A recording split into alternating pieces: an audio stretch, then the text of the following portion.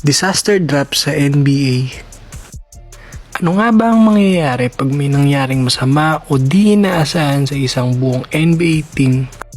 Nangyayari ang isang disaster drop once na naubos ang isang NBA team by accident like bus accident or plane accident or kung anumang dahilan.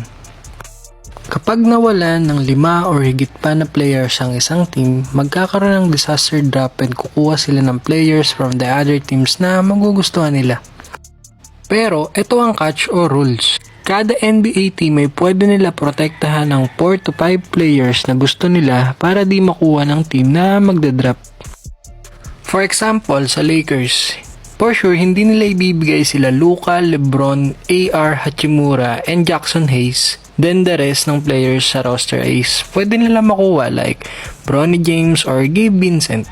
Ganito ang mangyayari pag nagkaroon ng isang NBA disaster drop at ang main purpose nito is to help na makarecover agad ang isang franchise.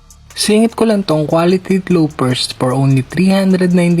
Meron ka ng loafers na pwede mong pang forma and pang formal. Kaya check mo na yung link sa comment section and mag-check out ka na. Kung nagustuhan mo tong mga ganitong mga video, please follow and mag-comment ka rin sa comment section for any suggestion and para may kasabay ka na rin kumain. O mga bata, kaya huwag kayong mawawala hanggang sa susunod nating pagkikita. Paalam!